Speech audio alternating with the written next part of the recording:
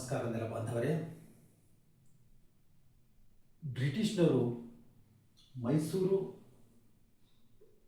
ಸಂಸ್ಥಾನವನ್ನು ಅಳತೆ ಮಾಡಿಸುವ ಸಂದರ್ಭದಲ್ಲಿ ಮಹಾರಾಷ್ಟ್ರದ ಭೂಮಾಪಕಗಳನ್ನು ಕರ್ಕೊಂಡ್ಬಂದು ಅಳತೆ ಮಾಡಿಸ್ತಾರೆ.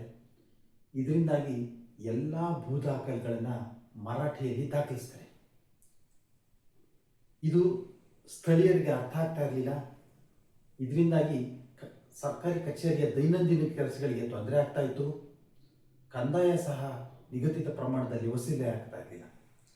ಇದನ್ನು ಪರಿಗಣಿಸಿದ ಅಂದಿನ ಬ್ರಿಟಿಷ್ ಸರ್ಕಾರ ಮರುಭೂಮಾಪನ ಅಂದರೆ ರೀಸರ್ವೆ ಮಾಡಿಸ್ಬೇಕು ಅಂತ ತೀರ್ಮಾನ ಮಾಡಿ ಮೈಸೂರು ಪ್ರಾಂತ್ಯದಲ್ಲಿ 1900ನೇ ಇಸ್ವಿನಲ್ಲಿ ಪ್ರಾರಂಭ ಮಾಡಿ 1917ರಲ್ಲಿ ಮುಕ್ತಾಯ ಮಾಡ್ತಾರೆ. ಹೈದರಾಬಾದ್ ಪ್ರಾಂತ್ಯದಲ್ಲಿ 1906ರಲ್ಲಿ ಪ್ರಾರಂಭ ಮಾಡಿ 1916ರಲ್ಲಿ ಮುಕ್ತಾಯ ಮಾಡ್ತಾರೆ. ಕೊಡಗು ಪ್ರಾಂತ್ಯದಲ್ಲಿ 1906ರಲ್ಲಿ ಪ್ರಾರಂಭ ಮಾಡಿ 1912ರಲ್ಲಿ ಮುಕ್ತಾಯ ಮಾಡ್ತಾರೆ.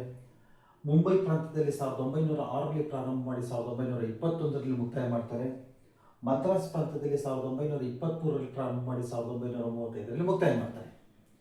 ಈ ಸಂದರ್ಭದಲ್ಲಿ ಸ್ಥಳೀಯ ಭೂಮಾಪಕಗಳನ್ನೇ ಉಪಯೋಗಿಸಿಕೊಂಡು ಎಲ್ಲ ದಾಖಲೆಗಳನ್ನು ಕನ್ನಡದಲ್ಲೇ ದಾಖಲಿಸಿದ್ದಾರೆ.